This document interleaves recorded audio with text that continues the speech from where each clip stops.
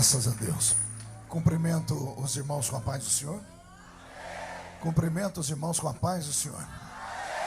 Quem está feliz com Jesus nessa manhã? Então abra sua Bíblia comigo sem perder tempo. No livro do profeta Neemias. Livro de Neemias, o profeta. Capítulo 1. E o versículo de número 2. É uma alegria estar de volta aqui nessa linda igreja, revendo nosso apóstolo Genor Duque, a bispa Ingrid, que são mais do que amigos, são líderes, são conselheiros. Deus abençoe vocês. Eu vou fazer mais um pedido. Como vamos ler a Bíblia, os que estão assentados podem ficar de pé por um minutinho? Só por um minutinho. Profeta Neemias, capítulo 1, versículo 2, está escrito assim: E veio Anani, um de meus irmãos, ele e alguns de Judá, e perguntei-lhes pelos judeus que escaparam e que restaram do cativeiro e acerca de Jerusalém.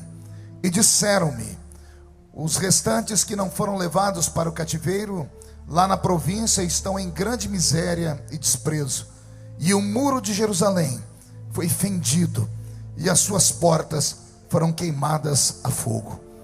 Sucedeu que, ouvindo eu estas palavras, assentei-me e chorei, e lamentei por alguns dias, e estive jejuando e orando perante o Deus dos céus.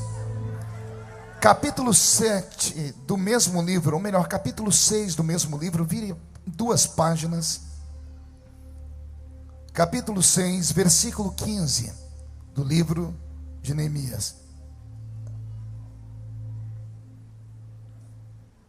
Acabou-se, pois, o muro aos 25 de Elu, em 52 dias. Vou ler de novo. E acabou-se, pois, o muro aos 25 de Elu, em 52 dias. Feche a Bíblia, coloque no banco, na cadeira, e pegue na mão da pessoa mais perfumada do seu lado. Aperte a mão dele ou dela com carinho até eles falarem aleluia. Pentecostal que não faz barulho está com defeito de fabricação, não é? Vamos orar. Pai, nós te exaltamos e te glorificamos, e nós entendemos que dentro de alguns minutos, e esta linda igreja ficará pequena para o tamanho da glória que o Senhor vai mandar do alto dos céus. Os que vieram tristes começarão a saltar de alegria. Os que vieram se arrastando não voltam se arrastando para casa. Hoje voltarão voando nas asas de um novo tempo. E antes que eu comece a ministrar a sua palavra, cerque este santuário com a sua glória, e num raio de 5 quilômetros onde houver um demônio alojado, eu dou a esses demônios segundos para sumirem daqui, porque se não sumirem, serão queimados pelo poder da sua glória que aqui será derramada. Rasgue os céus sobre este ministério nesta manhã. Mande anjos de fogo descerem aqui. Que estes anjos desçam trazendo brasas de fogo nas mãos. Comecem a esparramar estas brasas entre nós.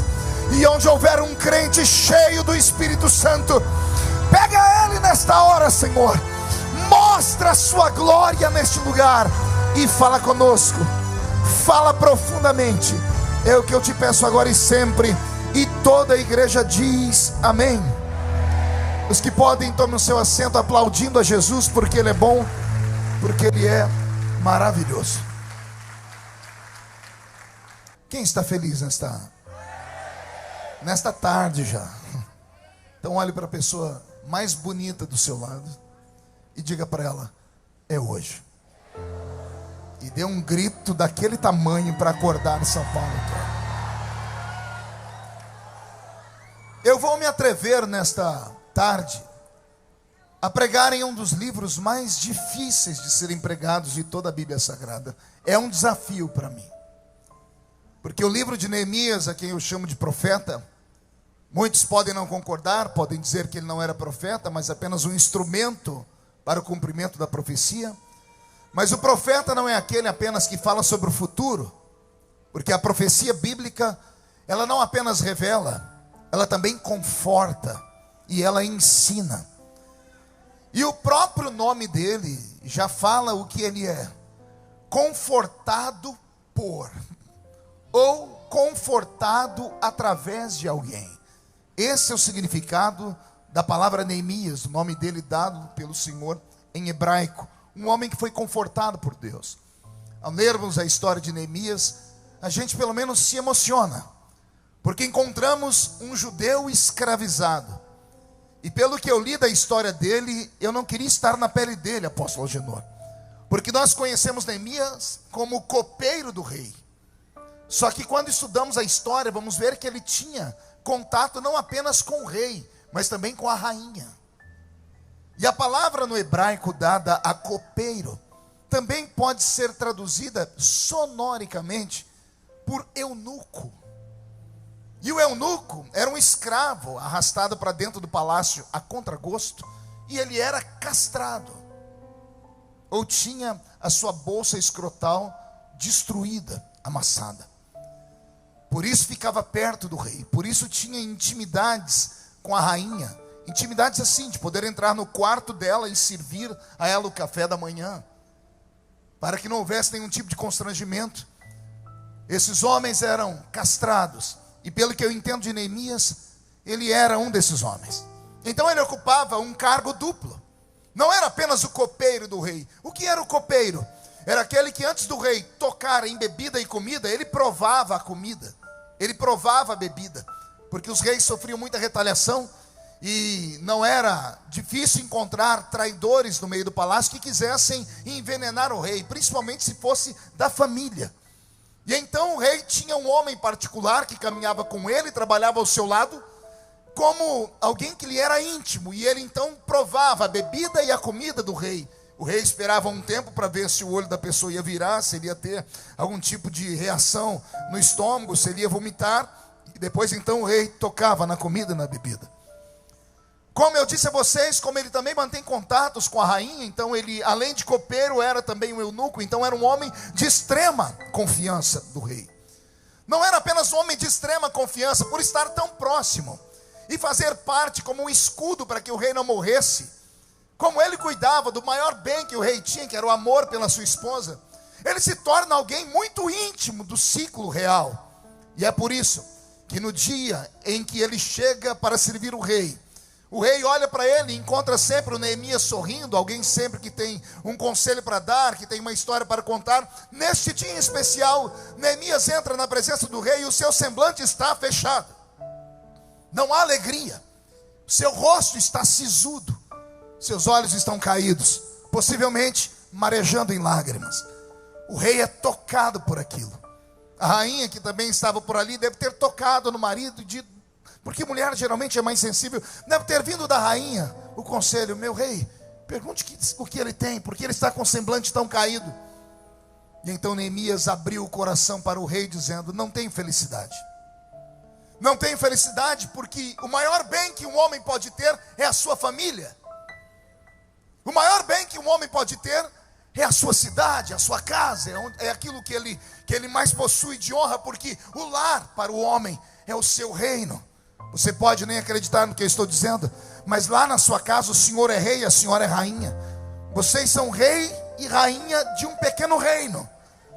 E lá dentro você tem a sua vida, a sua história. Ninguém entra lá dentro, ninguém pode entrar lá dentro, porque lá é o seu pequeno reino. Você pode não ter tudo o que você quer, mas com certeza Deus tem provido para você tudo o que você precisa. Você pode não morar no alto de um arranha-céu, mas mesmo lá na casinha feita de barro, coberta de sapé, quando você dorme bem, porque o anjo do Senhor acampa ao seu redor e te protege do mal lá naquele ambiente também. É Neemias que começa a contar uma história para o rei, dizendo: eu estava passeando pelo palácio e encontrei um dos meus irmãos, irmão de sangue. Não era irmão de fé, não era irmão de etnia, era irmão de sangue. Hanani é irmão de Neemias. E Neemias percebe que Hanani também está triste. E Neemias diz ao rei: eu perguntei ao meu irmão o que ele tinha. E o meu irmão começou a me dizer assim: estou vindo de Jerusalém. A a cidade sagrada, a cidade luz, a cidade de Deus, santuário das moradas do Altíssimo, a habitação da paz. É isso que significa a palavra Jerusalém, a habitação da paz. E eu imagino Neemias dizendo: ora, você foi pelo menos visitar a cidade que foi destruída e que agora foi devolvida para nós. Era para você chegar feliz porque nós recebemos de volta o que era nosso. E você está triste, Hanani, por quê? E ele começa a dizer: porque muitos que voltaram para lá não têm nem o que comer. A terra foi devolvida, mas foi devolvida destruída. Não há alegria em Jerusalém, não há um cântico em Sião. O templo que está sendo reconstruído, não conte para ninguém, Neemias, não é mais o mesmo. Não tem mais a beleza do templo de Salomão. Não tem ouro, não tem prata, não tem pedras preciosas. Não foi ele betumado com ouro derretido. É uma casa muito simples. A muralha que cercava a cidade com as suas 12 portas proféticas já não existem mais. No ano 607 a.C., Babilônia entrou dentro de Jerusalém. E um dos reis que entrou ali dentro, como o rei Jeoaquim, ateou fogo na cidade, queimou os portões sagrados. Não ficando feliz apenas em queimar os portões, ele fez com que homens com seus cavalos amarrassem cordas nas pedras do muro da cidade e derrubassem a muralha inteira da cidade. Não ficando feliz apenas em destruir o muro que cercava a cidade, ele foi na casa de Deus, roubou os utensílios sagrados, queimou o santuário. Todo o ouro que tinha foi arrancado. E não era 1 quilo, nem 10 quilos. Eram toneladas de ouro que Salomão colocou dentro daquela casa. A glória de Israel havia sido roubada. E Hanani está contando para Neemias: eu andei pela cidade. Alguns são ricos, mas os ricos estão oprimindo os pobres. Vai vendo se alguma coisa disso faz sentido para você. Os ricos estão roubando os pobres. Tudo que a gente constrói de dia, antes de chegar à tarde já perdemos, porque não tem muralha cercando a cidade. Entram os homens de outros povos e nos roubam. O pouco que temos é arrancado. Não há crianças correndo pelas ruas, não há casamentos sendo feitos, não há alegria, não há mais louvores, não há mais aplausos. Os sacerdotes têm medo de entrarem no santuário, porque o santuário é muito pequeno, não tem mais beleza. A cidade não é mais a mesma. E Neemias guardou aquilo no coração. E ele começou a lembrar da velha Jerusalém, das histórias que ele ouviu de Jerusalém, das histórias que ele ouviu, porque ele nasce no cativeiro, mas o pai dele veio de Jerusalém, e o pai contou para ele a história. Há uma cidade linda onde Deus fala e habita. Há uma promessa de que um dia vamos voltar para ela, e que a glória da segunda casa será maior do que a glória da primeira casa. Neemias ouviu, cresceu ouvindo esse tipo de profecia, e agora que ele está diante de uma testemunha de que Jerusalém não vai bem, ele está junto com o rei, e o rei insiste em perguntar o que aconteceu, Neemias. Ele começa a contar a história que eu estou contando para vocês. A história tocou o coração do rei, e o rei disse: o que é que você quer? Qual o seu sonho, Neemias? Ele disse: ó rei, o meu sonho era voltar para a minha terra, reconstruir a minha cidade, levantar as muralhas de novo, para ver lá naquelas muralhas as 34 colunas onde ficavam os atalaias com as suas buzinas para tocarem, para que o meu povo pudesse, cada um deles, a um dia entrar por uma porta, tendo elas 12 portas espirituais, um deles entrar por essas portas para receber a sua bênção. Eu quero ver as crianças cantarem de novo, eu quero ver os levitas adorarem de novo, eu quero ver as pessoas sacrificarem de novo, eu quero ver Jerusalém voltar a glorificar, eu quero ver Jerusalém brilhar. E acontece um milagre, pergunte qual? O rei dispensa o empregado, não manda ele embora. Ele diz: você vai deixar de ser meu copeiro, vai deixar de ser meu eunuco, Eu vou lhe dar condições no meio do caminho. Você vai passar pela minha floresta. Nessa floresta você vai levar o meu documento. O homem da floresta vai permitir que você pegue quanta madeira for preciso. E você vai ter empregados, e vai ter dinheiro, e você vai voltar para Jerusalém. Meu rei, mas não é um trabalho de um dia. Não interessa quantos dias. Você vai restaurar a sua casa. Alguém crê em profecia? Comece a receber. Não interessa quantos dias. Hoje, ao sair daqui, você vai restaurar a sua casa. Vai haver um reboliço lá na rua onde você mora. Vai haver um reboliço na sua igreja. Vai haver um reboliço no seu trabalho. De hoje até segunda-feira, a tampa da chaleira vai voar na sua casa. Eu estou com a minha barba arrepiada. Deus está falando conosco. E está falando com você em casa também. O Senhor está dizendo que Ele vai usar alguém. E esse alguém vai lhe dar condições. E você vai voltar para o seu reino. E o reino que estava caído vai ficar de pé. O que estava destruído será reconstruído.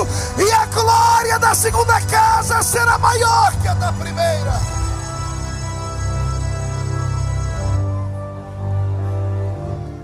Ramassurekanda Ravacharamakanda. Neemias não conhecia Jerusalém. Só tinha ouvido falar. Porque o cativeiro babilônico durou 70 anos. E ele não tem tantos anos assim. Neemias, esse moço aqui, ele é contemporâneo de Mardoqueu e a rainha Esther. Ele conheceu a história deles. Porque o próximo rei que vem depois do rei Assuero, que é o rei que honra Mardoqueu e a rainha Esther, que você conhece, é o rei Artaxerxes, que é o rei que agora Neemias é o copeiro dele. Neemias ouviu as histórias de Jerusalém, mas não conhecia Jerusalém. Quando ele coloca os pés na cidade, a coisa piora. Pergunte por quê. Quando a gente fala, vamos levantar a muralha, a gente pensa logo no muro da nossa casa, né? Qual é o tamanho do muro da sua casa? 10, 12, 15 metros? 20? Se for muito rico, é uns 30, 40. A muralha de Jerusalém tinha mais de 4.000 metros. Era 1 quilômetro quadrado. No ano 1535, se não me falha a memória, na época do Império Otomano, quando os otomanos dominaram Jerusalém, eles levantaram uma muralha ao redor da cidade. Ao levantar a muralha ao redor da cidade, eles mapearam, foi 4.018 metros para levantar. Uma muralha que não era um murinho fino como a sua não. Ela tinha, eu anotei aqui, 12 metros de altura. E 8,5 metros de largura. Dava para 2 carros andarem ao redor, em cima da muralha. O Império Otomano, eu estou falando de um reino inteiro, de gente rica, importante, de califas que tinham dinheiro, levaram 3 anos para construir o muro. Aí Deus põe um copeiro, que quando olha o tamanho da cidade, não fugiu. Quando viu que ia ser gasto, não amorteceu, não deu ousadia ao diabo. Não olhou o tamanho da obra, ele olhou a obra pronta, ele enxergou a obra plena. Aí juntou meia dúzia de gente maluca e disse, vamos reconstruir a muralha. Alguém olhou e disse, vai 10 anos, vai uma vida inteira. E não é que ele conseguiu levantar a muralha em 52 dias. 52 dias. O ano tem 52 semanas. Olha que interessante. O que seria para ser uma obra em um ano, e eu falei para vocês que os otomanos levaram 3 anos, ele fez em 52 dias. Só que não foi uma obra onde ele começa a levantar e não teve obstáculos nem problemas. Sempre aparece a desgraça de um Sambalate, de um Tobias, de um Gesem. Sempre aparece aqueles que têm a língua maior do que a gravata do seu pastor. para olhar e dizer assim: esquece, não vai dar conta, isso aí não vai ficar pronto nunca, nunca vai acontecer. E se você não parar de dar ouvido a derrotados, você vai ser derrotado com eles. Enquanto você ouvir essas pessoas que nada fazem pelo reino, e quando vem alguém fazer, se mete na história, você não pode ser contaminado por eles. Sambalate, Tobias, Gesem foram para cima desse moço chamado Neemias e ameaçaram, porque eles não eram de Israel, eram intrusos. Ao serem intrusos, ameaçaram dizendo: vamos matar os seus mestres de obras que estiver aí fazendo muro, porque matar um pedreiro é muito fácil. Matar um servente de pedreiro é mais fácil ainda. Só que aqueles homens não estavam fazendo uma construção normal. Eles estavam realizando um desejo divino, uma promessa divina. Estavam cumprindo uma profecia. E como estão a serviço do rei, olha o que o rei faz com eles. Neemias chama os pedreiros, diz assim: eu quero saber aqui quem tem habilidade com as mãos. Um diz: olha, eu sou pedreiro, eu uso sua esquerda, eu uso a mão direita. E enquanto você está usando uma mão, o que você faz com a outra? Nada, é só para dar o equilíbrio. Eu pego a pá de pedreiro e estou aqui. Eu pego os meus equipamentos e estou chapiscando o muro, eu estou colocando aqui. A outra mão, Neemias, fica sem muito sentido. Pois então você vai aprender a usar essa mão. Para quê? Eu vou colocar uma arma na sua mão. Porque eu não quero só pedreiros, eu quero pedreiros e obreiros. Pegou aí? Pedreiros e obreiros. Tem muita igreja que acha que o obreiro é só pedreiro. Eu venho da Assembleia de Deus, e a Assembleia de Deus tem muito disso. Inclusive, quando fazia as reuniões de obreiros, o melhor obreiro aplaudido era aquele que mais construía templos. Aí a gente até brincava: aquele ali foi consagrado a pedreiro, não é obreiro. Mas Neemias não, ele pegou pedreiro e transformou em obreiro. Botou uma espada na mão deles. Aí Sambalate, Tobias e os Manés, quando vieram de longe para pegar os pedreiros, de longe enxergaram um com a mão aqui passando aquele negócio, chapiscando o muro, a pá, rebocando o muro, e na outra mão uma espada que brilhava. Os homens começaram a dizer: calma aí, ali já não é mais obreiro, tem pedreiro ali também, tem pedreiro e obreiro, virou uma coisa só, não são homens normais. O que é que eu estou dizendo com esta palavra? A reconstrução da sua vida, a reconstrução do seu casamento, a reconstrução do seu ministério, a reconstrução da sua empresa, a reconstrução do seu sonho, não será por vias normais, não será por vias naturais. Deus vai te levantar com uma unção dobrada. Deus vai te dar uma unção dobrada. É uma unção para reconstruir e proteger. Porque a glória da segunda casa, repito, será maior do que a glória da primeira.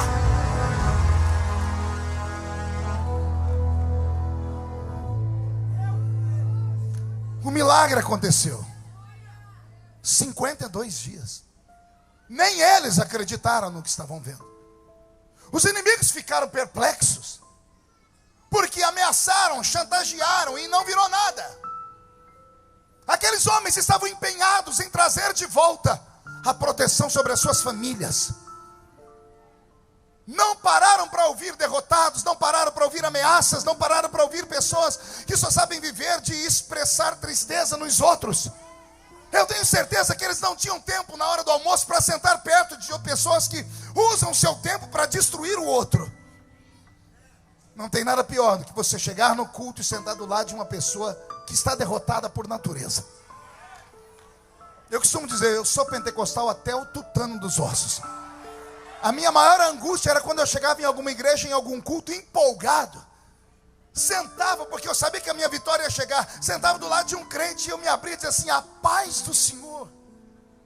E a criatura respondia assim: Inhô. Que desgraça. Você pergunta a pessoa: sua mãe está bem? A pessoa diz: nem meu pai. Eu fico imaginando o que essa criatura tem. Ah, pastor, o senhor não sabe dos problemas que eu tenho. A minha cidade está destruída, eu não tenho muros. Ei, e ficar desse jeito ajuda? Alimentar demônios ajuda? Não, nunca ouviu isso? Então aprenda. Cara feia alimenta demônios. Assim como palavras depressivas alimentam demônios. E se não alimentam demônios, pelo menos joga você para baixo. É só você olhar do seu lado agora. Olha a cara da criatura que está do seu lado. Parece que foi batizada num pote de vinagre. Fica o culto inteiro com essa cara feia, parecendo que comeu jiló sem sal. Ah, pastor, eu estou com um problema. Pior do que você, tem gente lá no hospital agora. Pior do que você, tem gente no meio da rua que não tem onde cair vivo, continuar morto. Você ainda tem onde se apegar. Você ainda tem fé. Você ainda tem Deus. Seu nome está escrito no livro da vida. Eu tenho pena quando alguém vem para a igreja e senta perto dessas geladeiras ambulantes. Ah, segura aí. Se você ficar mais 5 minutos perto dessa criatura, é perigoso você pegar um resfriado, de tão gelada que ela é. Em contrapartida, se você sentou perto de um Neemias. Se você sentou perto de um canela de fogo. E não conta para ninguém. Característica dos canelas de fogo: geralmente só tem 2 dentes na boca. É o zagueiro e o atacante. A maioria é analfa de pai e beta de mãe. Mas quando entra no mistério, bate o pé no chão, sai da frente, Satanás. Eu quero saber quem quer vitória nesta tarde aqui. Então levante a mão direita para cima. Diga para o seu irmão: essa aqui é a mão do pedreiro. Agarre o ombro do outro que está do seu lado, por gentileza. Agarrou?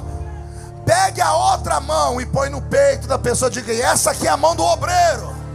Chacoalhe a pessoa até ela ficar irritada. Tira ela do lugar e diga: Deus te trouxe aqui para isso. Sacode a pessoa, sacode. Diga: foi para isso que Deus te trouxe. Para sacudir a sua história, para sacudir o seu casamento, para sacudir o seu ministério, para sacudir a sua vida, para sacudir a sua crença. Se você tem uma vocação, tire o pé do chão para adorar.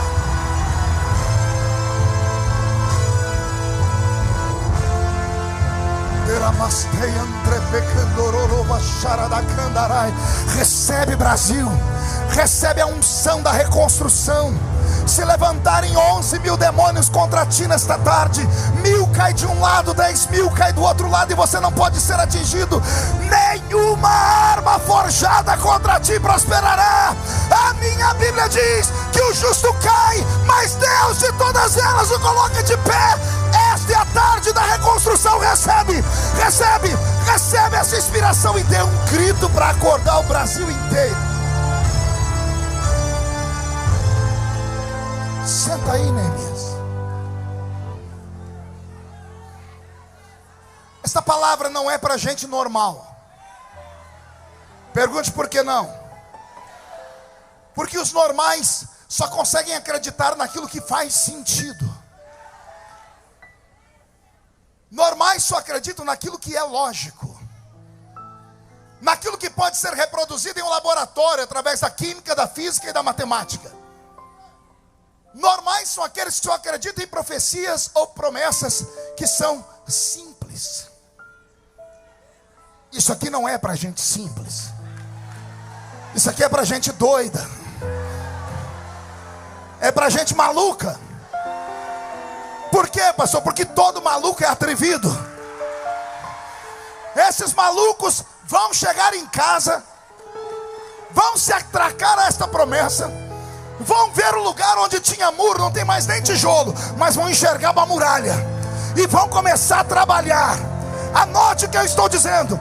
Vai haver um reboliço na sua família, na sua casa, na sua história, e ninguém tem nada a ver com isso.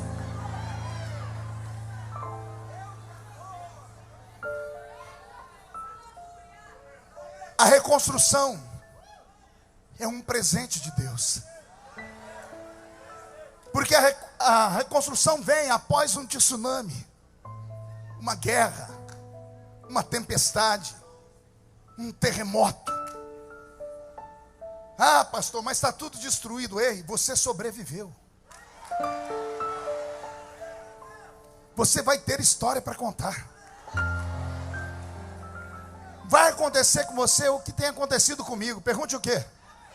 Dia desse, Agenor, eu estou lá em Brasília, passei por uma comissão, tem as salas das comissões, e tinha um grupo de parlamentares dentro da comissão, e quando eu me viram, disse: ô pastor, o senhor pode vir aqui? Fui e falei: pois não. Pastor, o senhor pode fazer uma reza braba para nós aqui? Todo mundo com medo da Lava Jato. Falei: vamos fazer uma reza brava, vamos lá. E alguém falou: como é que é a reza brava, pastor? Foi: pega na minha mão aqui.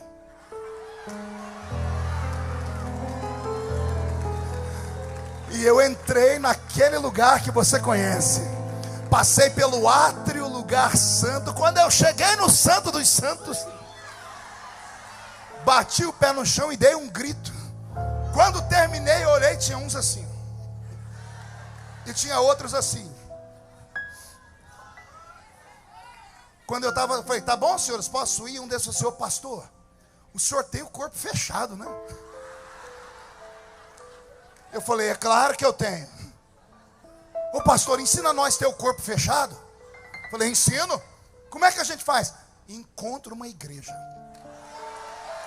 Ah, pastor, mas eu já vou numa. Eu falei: não, eu estou falando igreja de verdade. Naquelas que ninguém entra por causa do barulho.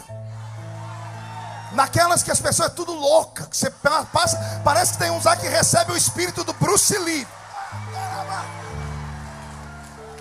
E aí um falou: por quê, pastor? Foi: porque no meio desse povo, se eu conheço o meu Deus, Ele vai tomar um deles e vai falar com você o que você tem que fazer, porque Deus ainda tem os seus profetas.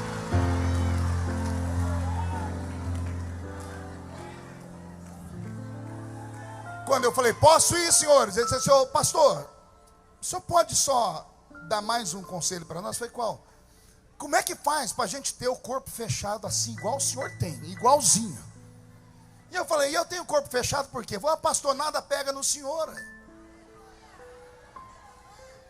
Tudo que era para pegar no senhor, para te destruir, te deixa mais famoso.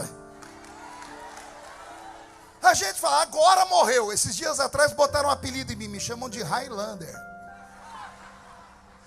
Eu nem sabia o que era isso, fui ver: imortal. Já viu no avião esses dias? Tudo que é para fazer para me destruir, só me faz melhorar. Aí fala: pastor, como é que faz? Por que o senhor tem o corpo fechado desse jeito? Eu disse: eu tenho o corpo fechado desse jeito por causa de uma coisa só. Todo mundo esticou a cabeça: o que, pastor? Vai contar o segredo? Eu disse: vou. Eu disse: porque eu tenho uma promessa. Ai, para onde eu estou indo? Eu vou repetir. Eu disse a eles: isso acontece comigo porque eu tenho uma promessa. Só que não é promessa feita por homens, porque o homem fala sentado e não sustenta de pé. O homem promete quando está emocionado, depois desiste de tudo. Você já aconteceu isso com você no seu trabalho? Seu patrão diz: vou aumentar seu salário. Daqui a pouco, o patrão, e o salário? Não deu certo. A pessoa: a Genor faz desafio aqui. Não, eu vou entrar, semana que vem eu trago. Semana que vem não trouxe nada. A pessoa fala na emoção e não cumpre. Agora, a promessa que eu tenho não vem da horizontal, vem da vertical. E esse que prometeu deixou na palavra dele escrito assim: não sou homem para mentir, nem filho do homem para me arrepender das coisas que falo. Quando o filho dele passou por este mundo, ele sancionou essa lei dizendo: passa o céu, passa a terra, mas as minhas palavras não podem passar jamais. Deixa eu fazer uma pergunta: quem aqui tem uma promessa desse tamanho? Então murcha a barriga, estufa o peito e bate no peito até fazer barulho. Levanta esse queixo, bate no peito e diga para a pessoa do seu lado: a minha muralha vai ser reconstruída. A minha cidade, meu casamento, meu ministério, minha família, minha saúde vai ser reconstruída, porque eu tenho uma promessa de Deus. Só quem tem promessa não grita não, dá um berro de glória a Deus para todo mundo ouvir.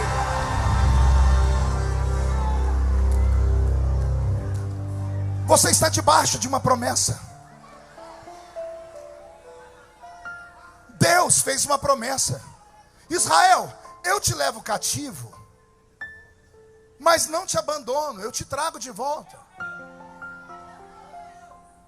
O cativeiro pode ser destruição para qualquer um, menos para quem serve a Deus. Até quando você vai deixar de entender Deus? Você acha mesmo que o diabo, esse infeliz, pode tocar na sua vida a qualquer hora, a qualquer momento? Tudo que acontece na vida do crente, eu disse tudo, não é um pedaço, tudo que acontece na vida do crente, quer seja coisas boas ou ruins, ou Deus mandou, ou Deus permitiu. Pastor, Deus é sádico? É claro que não. Então por que Ele deixou passar por esse funil? Porque Ele quer te melhorar. Quem já leu Jó deve ter filosofado: porque Deus deixou o diabo tocar em Jó? Simples.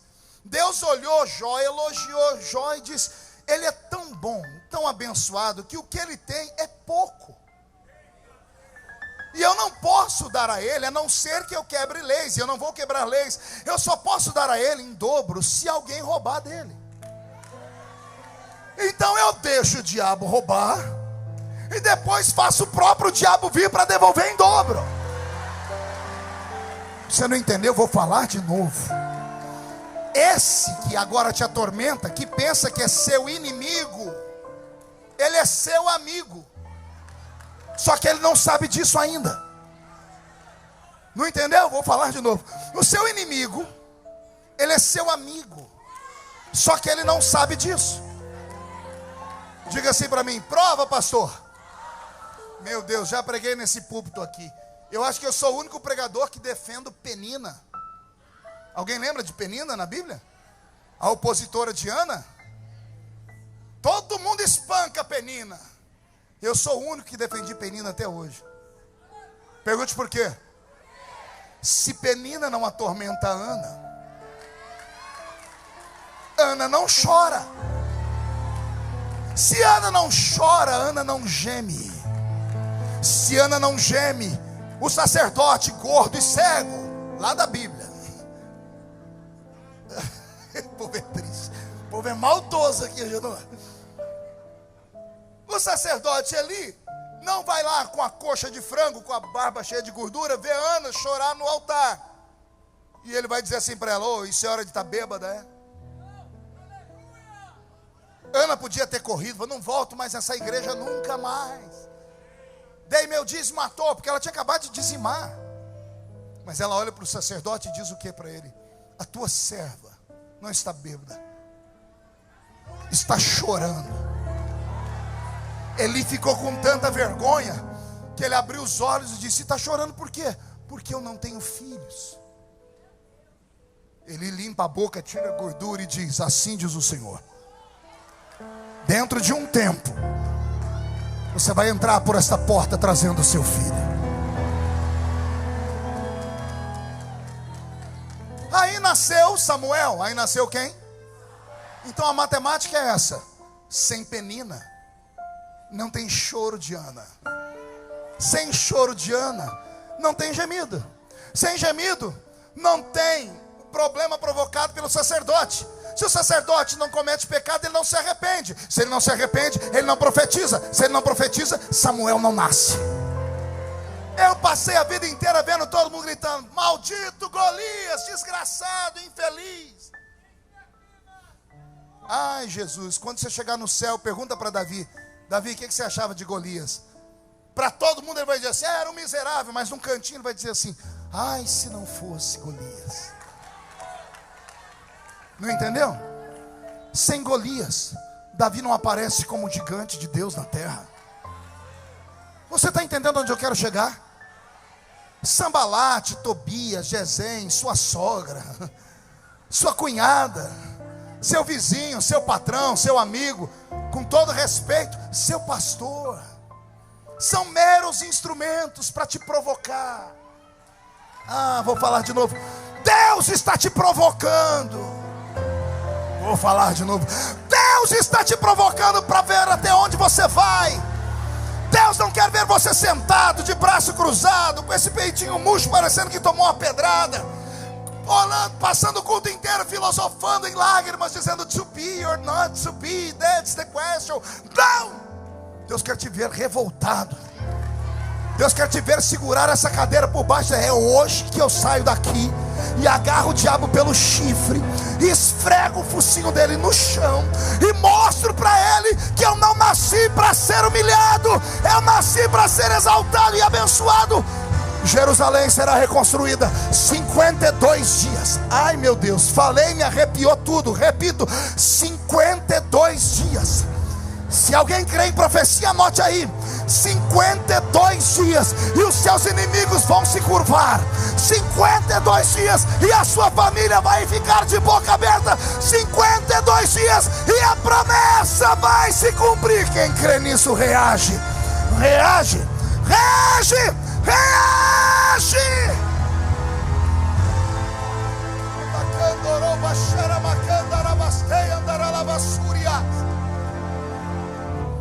Sente aí, eu já estou terminando.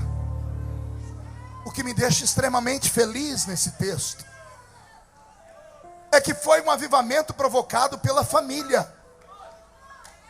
Isso eu não tinha preparado, desceu agora. Esse avivamento é provocado pela família. Pergunte por quê? Neemias no palácio encontra o irmão dele. Família. Deixa eu te dar uma palavra. Lute pela sua família. Defenda a sua família. Família é o único órgão ou organismo que aguenta ir com você onde ninguém vai. Jesus está pendurado na cruz. Ele olha para o céu. Deus fechou a janela. Tem dias que até o céu fecha a janela para nós. Ele olhou para frente, o povo que ele multiplicou os pães, curou, estava todo mundo ali, não teve um para gritar: tira ele da cruz. Ele teve que interceder por eles, dizendo: perdoa eles, porque eles não sabem o que fazem. Quando ele estava vencido, porque lá de cima não veio ajuda, e da frente também não, ele abaixou a cabeça. Quando ele abaixou a cabeça, ele viu lá no pé da cruz a mãe dele.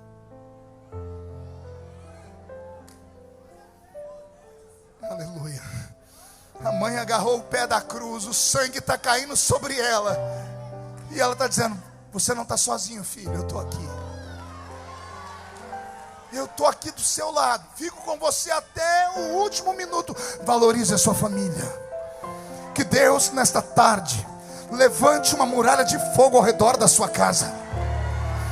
Que o Senhor levante uma muralha de fogo e restaure os elos que estão separados. Família não é perfeita, mas é sua família. Ore pelos seus amigos, mas ore pela sua família. Ame os seus amigos, mas ame a sua família. A muralha foi restaurada. Estamos dentro de Jerusalém. Está tudo belo, sim ou não? O trabalho de Neemias é como se acabasse por aqui. Ele é elevado à estatura de governador e ele volta para a Pérsia. E depois ele recebe uma outra visita. 12 ou 13 anos depois, alguém diz para ele: Jerusalém está precisando de outro renovo. E ele pergunta: o que foi? Destruir a muralha de novo? E alguém disse: sim, mas não é aquela de pedra. A muralha da fé. Neemias entrou em Jerusalém e viu o povo em pecado. Pergunte por quê? Porque eles reclamavam do templo. O templo construído não era o que eles queriam. Eles queriam um templo como o de Salomão. E o templo que tem agora é muito pequeno. Não tem beleza, não tem ouro. E alguns se recusaram a congregar lá dentro. É nesse período que Deus levanta o profeta Ageu. E ele vai dar um grito no ouvido de Israel: a glória da segunda casa será maior do que a glória da primeira. Você pergunta isso para os judeus, eles não entendem. Pergunte por quê. Nunca mais aquele templo teve ouro e prata daquele jeito, do templo de Salomão. Humanamente falando, isso foi uma mentira. Mas o profeta não fala pela terra, ele fala pelo céu. O templo de Salomão não teve a metade da glória que teve o templo de Zorobabel. E Zorobabel é um dos apelidos de Neemias, por isso é chamado templo de Zorobabel, porque Neemias auxiliou também na reconstrução de tudo isso. Pastor, então, por que a glória desse templo foi maior do que a glória do primeiro? Porque esse segundo templo recebeu Jesus. Quando Jesus passou pela terra, era lá nesse templo que ele pregava. Um dia ele pregou tanto e as pessoas ficaram tão felizes que ele olhou para cima e disse: destrua esse templo, e em 3 dias eu reconstruo ele. Tentaram matar ele por causa disso, mas ele não estava falando daquele templo, ele estava falando: tem um templo maior do que esse. Eu sou esse templo. A glória da segunda casa é maior do que a glória da primeira. E aqui eu quero fazer uma rápida colocação. Vou pedir ao Robson que mude a música, porque nós não podemos ser hipócritas.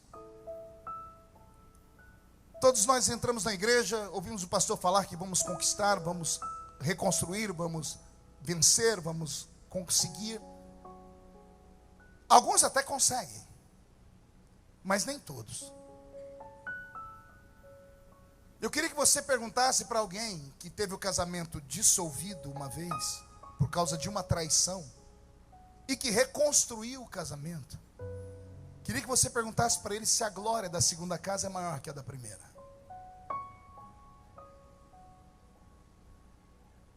A igreja fica feliz: ó, fulano de tal reatou o casamento, que coisa bela. Na frente da igreja é muito lindo. Agora o problema é quando eles entram dentro de casa. O problema é quando entram dentro do quarto. Quando os filhos não estão vendo, quando os amigos não estão vendo, o pastor não está vendo, e quando os dois têm que dividir a mesma cama. Aí o marido olha para a mulher e lembra que outro homem tocou nela. E a mulher olha para o marido e lembra que uma outra mulher tocou nele. E só Deus sabe a dificuldade que é. Leva-se tempo para reconstruir. Ah, pastor, mas e o perdão? Bela pergunta. Faço até uma pergunta filosófica para a igreja: homem perdoa?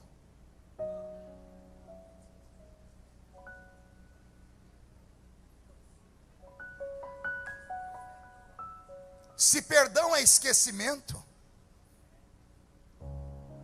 homem não perdoa. O que é o perdão para o homem? É uma escolha. Eu escolho caminhar junto. Eu escolho conviver junto. Eu escolho manter o sagrado matrimônio. Mas não espere que vai ser fácil. É uma luta diária. É todos os dias ter que pegar a argamassa e passar no muro de novo. Porque o muro está em pé, de vez em quando ele trinca. E se você não for lá e colocar uma massinha nele, daqui a pouco ele se arrebenta de novo. Então a reconstrução depende mais de você do que de Deus. Deus faz a parte dele. Qual é? Usa um profeta para te empolgar, dizendo: eu estou te vendo, você não está sozinho. Só que quando você entra dentro da sua Jerusalém, é você quem tem que fazer o templo ser glorioso. O Senhor te trouxe hoje aqui para te dizer: vai em frente, vai dar certo. O vaso só pode ser quebrado na mão do oleiro.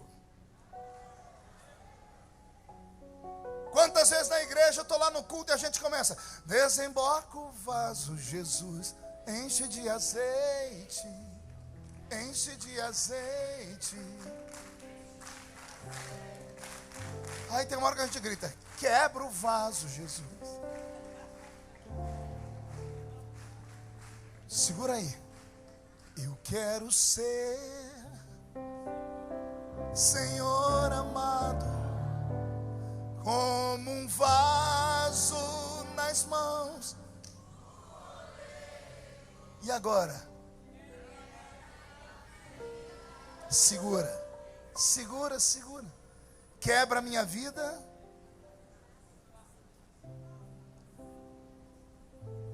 O vaso só pode ser quebrado quando ele está sendo confeccionado na mão do oleiro. Pergunte por quê? Se quebrar, o oleiro pega água, amassa, tritura, faz pó e refaz o vaso. Aí o oleiro constrói o vaso de novo. Depois que o vaso está pronto e é vendido, depois que ele vai para sua casa e a criança deixa cair e quebra, só tem dois destinos: ou você joga no lixo, ou você pega um Durepox, uma Super Bonder. Aí acontece um fenômeno, pergunte qual? De longe está perfeito. Sim ou não? Mas quando você chega perto, já foi quebrado esse negócio. Pergunte: o que é isso, pastor? É o seu casamento. De longe todo mundo diz: ó, estão juntos de novo. Tá família de novo. Mas só quem está muito perto sabe que está trincado ainda. Então é uma escolha. Permanecer é uma escolha. Estou falando isso por quê? Porque o diabo vive soprando no seu ouvido: não, se Deus tivesse dado, o sentimento tinha sumido. Se fosse de Deus, não espere que Deus faça coisas que você precisa fazer. E eu não sei porque que eu estou insistindo nesse assunto. Agora é difícil dar glória a Deus. Quando a espada de Damocles está sobre a nossa cabeça, quando Deus está olhando para nós e diz assim: agora não é emoção, é razão. Agora é hora de meditar. Porque essa festa vai acabar em alguns minutos. E a vida real começa quando você atravessa a parede da igreja, a porta, e vai para casa. Quando você entra dentro do coletivo, dentro do metrô, dentro do carro, na bicicleta, a verdade aparece quando você entra dentro da sua casa. E é lá que o diabo vai te tocar. O diabo não é trouxa de te afrontar aqui. Aqui ele só afronta o pastor da igreja. Aí o pastor é louco, agarra ele pelo colarinho e leva ele lá fora. Mas esse pastor tem estrutura. Sobe um monte, jejua, prega todos os dias, está preparado. Vai você fazer isso. O verdadeiro demônio vai te encarar amanhã. Vai esperar você amanhã na hora do almoço. Vai esperar você quando você chegar do trabalho ou da escola. E é aí que Deus quer ver se a sua muralha está de pé ou não. Eu profetizo que o diabo vai ter uma surpresa. Porque ele já te conhece. Lá no inferno você tem um apelido, pergunte qual? Cai. No inferno te chamam de galinha da Angola. Pergunte por quê? Tô fraco. O diabo te deixa entrar até ali. Por que você acha que quando eu prego, eu peço para Jesus dar um círculo de 5 quilômetros? O diabo não é trouxa de se manifestar enquanto eu estou pregando. E quando algum deles se manifesta, eu dou risada. Pergunte por quê?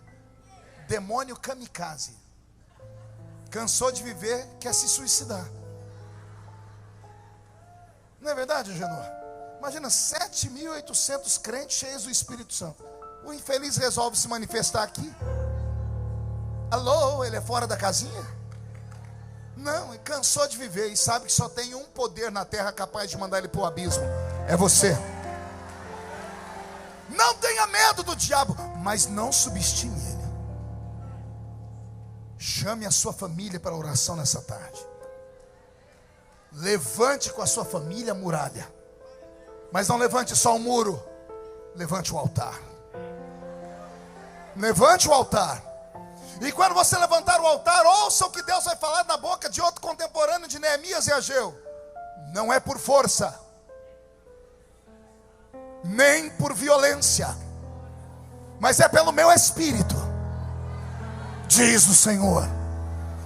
Zacarias e Neemias profetizam 2 meses de diferença. Os dois preparam o caminho para Malaquias chegar. E todos esses são contemporâneos de Neemias, que se levantou para restaurar. Ou seja, não é uma construção de um homem só. É uma construção de várias pessoas, de vários momentos, de várias orações. Se o seu milagre não chegou agora, por gentileza, não saia por aquela porta murmurando, gritando, xingando. Não. O milagre pode acontecer no meio do caminho. Pode acontecer esta noite, amanhã. De uma coisa eu sei, vai acontecer. Por quê? Porque o Senhor Deus te inspirou. Eu não vejo homens e mulheres nesta tarde aqui. Eu vejo brasas de fogo tiradas do altar. Eu vejo guerreiros. Eu vejo pedreiros e obreiros que carregam numa mão a pá de pedreiro e na outra mão uma espada. Estamos em guerra, São Paulo. Estamos em guerra pela família. Estamos em guerra pela nossa fé. E eu profetizo que o diabo já perdeu essa. Quem crê nisso? Fique de pé, por gentileza.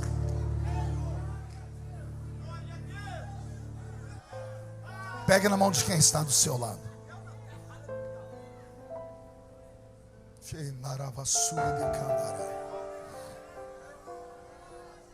Não vou chamar ninguém à frente hoje, não. Não, solte a mão do irmão, pegue pelo braço. Diga, somos um exército aqui. Um exército de um homem só. O seu músico já saiu, Agenor? Aquele moço. Jô, ele está sentado aqui. Era o meu sonho ver ele tocar comigo. Vem, Jô. Vem, Jô. Ei, não é para você segurar o braço da pessoa assim, não. Pastor, desculpe incomodar o senhor. Sim. Eu estava chorando ali porque o senhor falou uma coisa muito forte. Por maior que seja a destruição, a gente sobreviveu. Nós sobrevivemos. Você já é um campeão. Ontem à noite no Rio de Janeiro, eu falava sobre nascimento. Porque tem pessoas que desistem de viver, desistem dos sonhos, Bispa Ingrid. Elas não se aceitam, tem crises existenciais. O ser humano tem crises exatamente porque é imagem e semelhança de Deus. Animal não tem crise, anjo não tem crise, só o ser humano tem crise. E eu comecei a tentar motivá-los, dizendo a eles assim: olha, ninguém aqui é derrotado. E aí você pode dar 1 milhão de desculpas, eu profetizo e afirmo: ninguém é derrotado. Pergunte por que não. Porque Davi disse assim: tu me sondas e me conheces, desde que eu era pequeno e informe. A minha aliança é pequena, mas ela tem forma. O brinco que está na orelha da irmã aí, um pontinho, uma gotinha de água, ela é pequena, mas tem forma. Um grão de mostarda é pequeno, mas tem forma. Davi está dizendo assim: o Senhor me conhece quando eu era pequeno e sem forma. Pergunte para mim, o que é que ele está falando, pastor? Davi está dizendo assim: o Senhor é terrível. O Senhor assistiu aquele dia em que o meu pai amou a minha mãe, ou violentou a minha mãe, ou abusou da minha mãe, ou estuprou a minha mãe, não me interessa. O Senhor estava vendo. Quando meu pai plantou no corpo da minha mãe a semente de vida. E quando meu pai plantou a semente, não era só eu lá dentro nadando, não. Era eu e milhões. Milhões! Você assistiu aqui as Olimpíadas do Rio de Janeiro? Lembra aí daquela cena das pessoas nadando? 10 nadadores, os melhores do mundo. Dá um tiro, eles pulam na água e atravessam 100 metros, 200 metros, vão e voltam. Ganha quem chega primeiro, sim ou não? Imagine que logo no primeiro dia da sua existência, você foi colocado numa raia e você olhou para a esquerda, tinha milhões de nadadores. Aí você olhou para a direita, tinha mais milhões. Aí você olhou para frente, não era 100 nem 200 metros. Pela ciência, quando o homem planta no corpo da mulher a semente da vida, o canal pelo qual corre, Agenor, da entrada do corpo da mulher até o óvulo, é como se você saísse nadando da Praia de Santos e fosse até o Canal da Mancha, lá na Europa. É a distância que você teve que nadar. Então imagine, você está aqui, milhões, alguém vai dar um tiro. E você tem que pular e nadar. E detalhe, só um vai atravessar a faixa. Raramente dois acontecem de acontecer os gêmeos que não são siameses, né? Quando é siamês, o óvulo quebra em dois, mas quando é macho e fêmea que nascem do mesmo óvulo, é porque dois conseguiram fecundar, é raríssimo. O normal é um só atravessar. Quando, ó Davi dizendo, o Senhor é terrível. Quando deu o tiro, o Senhor viu eu nadando do lado de um monte de gente. Ei, não conta pra ninguém, podia ter nascido alguém melhor que você.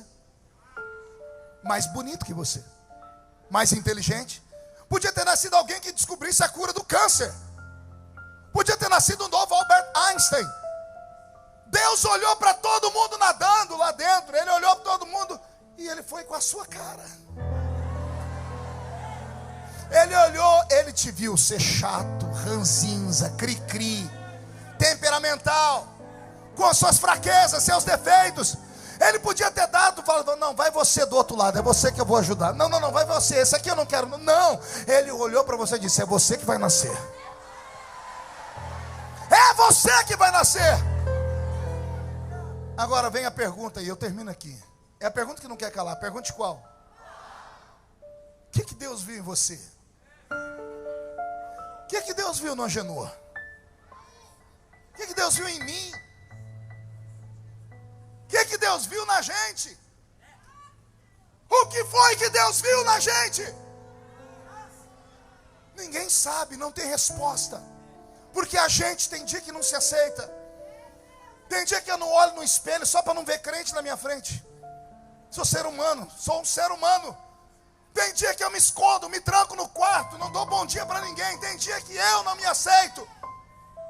Aí ele, dono de tudo, olhou e disse, vai nascer